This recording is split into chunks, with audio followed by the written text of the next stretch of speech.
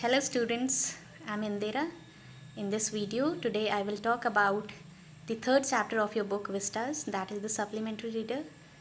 And the third chapter in this book is Journey to the End of the Earth.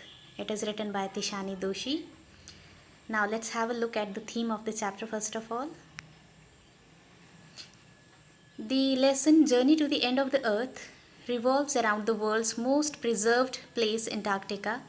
Not many people have been there, but Tishani Doshi was one of those who got this opportunity to be one of them.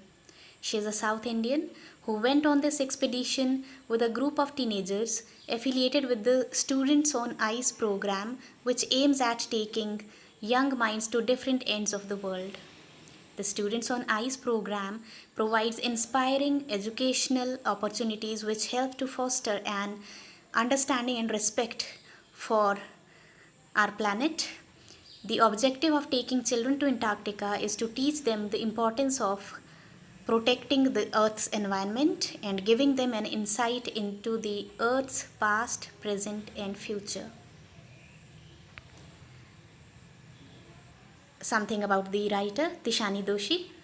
Tishani Doshi is a writer and dancer of Welsh Gujarati origin.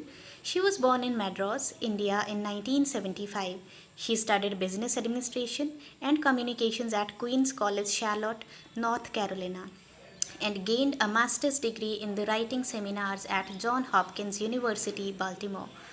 She moved to London in 1999, becoming assistant to the advertising department of Harper's and Queen magazine. In 2001, she returned to India where she became a dancer with the choreographer Chandralekha. She also works as a freelance journalist, contributing to various newspapers such as The Guardian, The International Herald, The Tribune, The New Indian Express, and The Nation. Let's take a look at the summary of the chapter.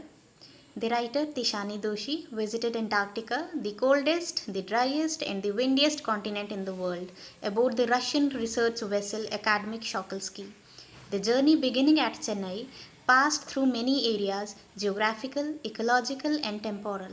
The author traveled about 100 hours in a car, aeroplane, as well as the ship. The purpose of the journey was to know everything in detail about Antarctica. The writer's first reaction on reaching there was of relief, followed by wonder at its vastness, pristine beauty, its isolation, and geological history. Before human evolution, Antarctica was a part of a huge tropical landmass called the Gondwana, which existed 650 million years ago.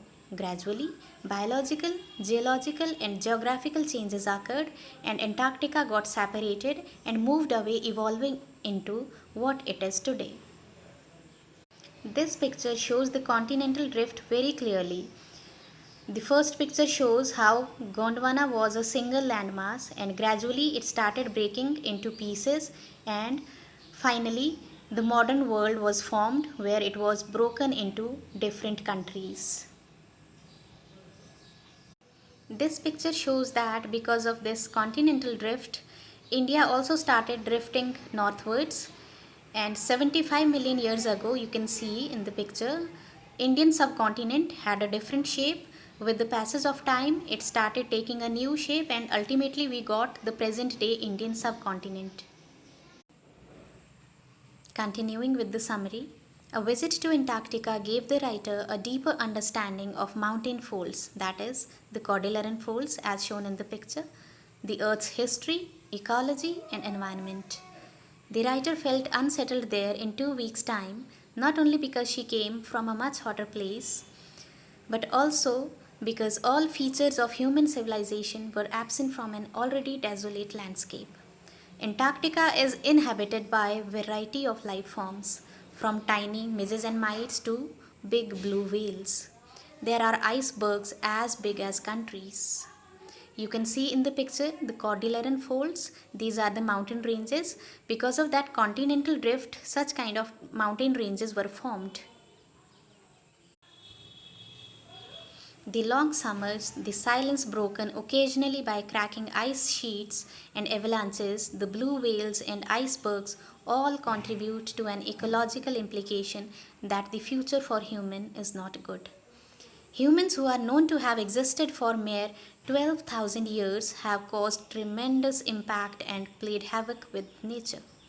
Population explosion, putting a strain on available resources, carbon emissions, fossil fuels, and global warming have all resulted in climatic and ecological imbalances that have also affected Antarctica.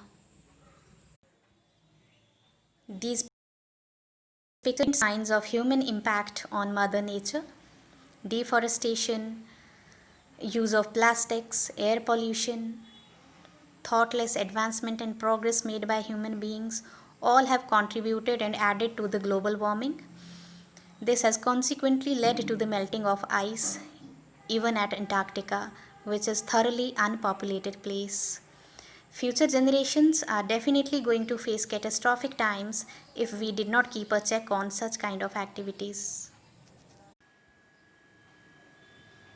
Antarctica, though unpopulated, has been affected immensely by the thoughtless activities of man on this earth, and there are concerns for its half a million year old carbon records trapped under its ice sheets.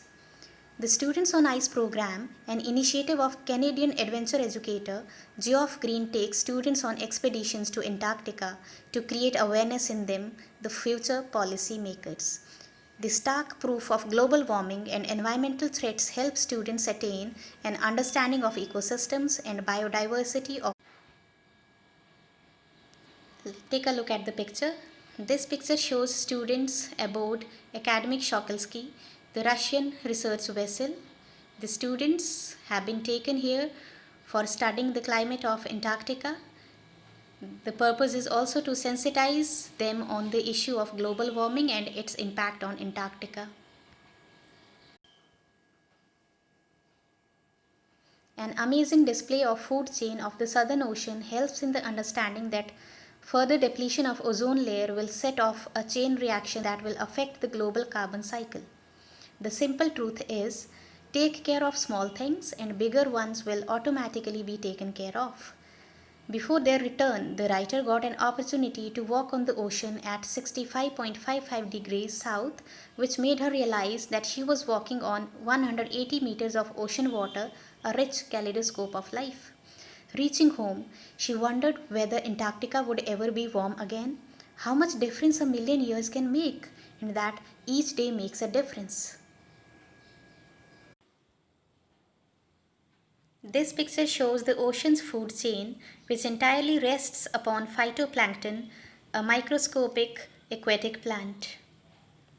The entire aquatic life depends on this single-celled microscopic plant, but in case this plant gets destroyed because of the thoughtless activities of human beings, that is the pollution created by man, the entire food chain of the ocean will be disturbed and the survival of many species will be in danger. This was all about the chapter Journey to the End of the Earth by Tishani Doshi. The bottom line that we all have to remember is, take care of small things and the big things will fall into place. Thank you. All the best.